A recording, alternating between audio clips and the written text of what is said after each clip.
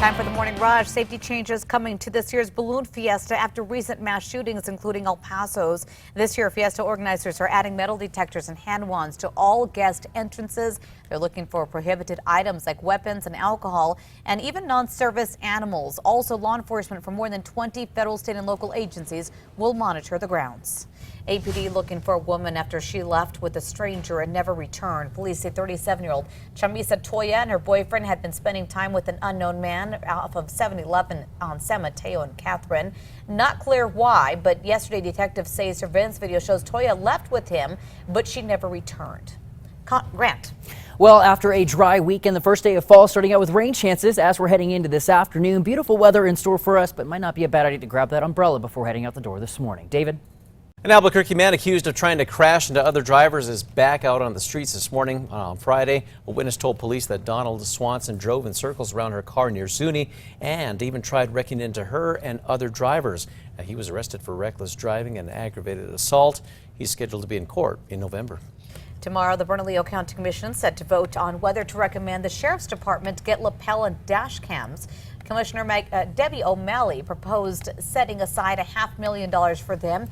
If passed, the resolution will require the Sheriff's Department to work on implementing a plan.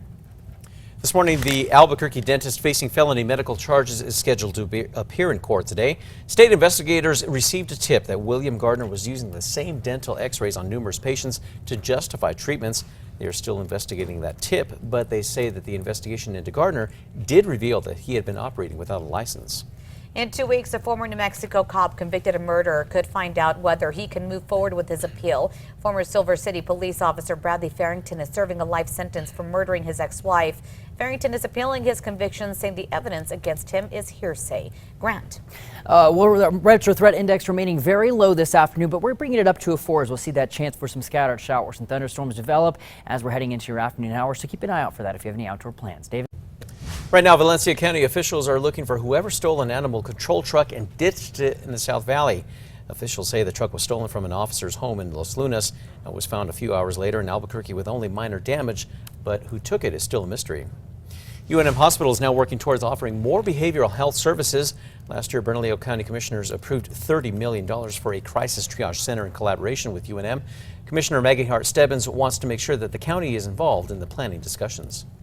New this morning, a shelter in place for now 3 New Mexico schools as it deals with a potential threat today. Officers will be on campus at West Las Vegas Family Partnership, West Las Vegas High School, and West Las Vegas Middle School.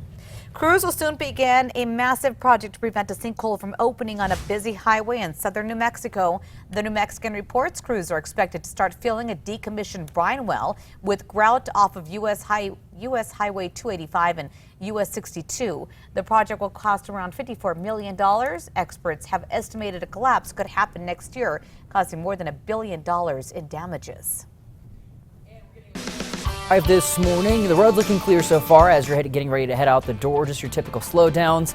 Be sure to use that caution as you're traveling in the school zones as we're starting off our Monday morning tracker heading eastbound on Rio Grande right now. David?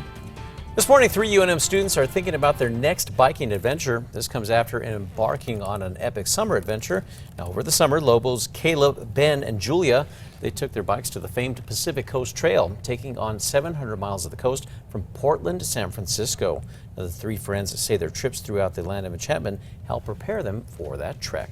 In days, we expect to find out what's behind a cryptic photo. DION'S Pizza sharing the pic on social media on Friday, saying it was partnering with MEOW Wolf, but on something bigger than just pizza. This morning, people are taking to social media to voice their ideas. Some think a new DION'S could be going inside the new MEOW Wolf in Denver, or maybe the one in Phoenix. I say we need to go investigate right after the show. We should. Get some of that. Well, on this day back in 1993, lightning struck a house out in Portales, causing a little bit of damage to the house too, but thankfully everyone was okay. We have more showers and thunderstorms in the forecast this afternoon, so hopefully everything will be just fine. Morning for the 5 facts. At number 5 here this morning, 3 UNM students are encouraging others to go on their own adventures no matter the distance. It's something they can attest to. During their summer break, the students embarked on an epic coastal adventure. In 3 weeks, they spent their summer biking 700 miles of the Pacific Coast Trail in California.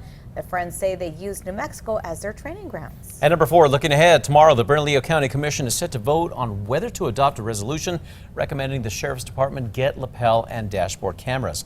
Commissioner Debbie O'Malley has proposed setting aside $500,000 for them. Now that's on top of the $500,000 already allocated last year for dash cams in patrol cars. So far the department has not spent that money.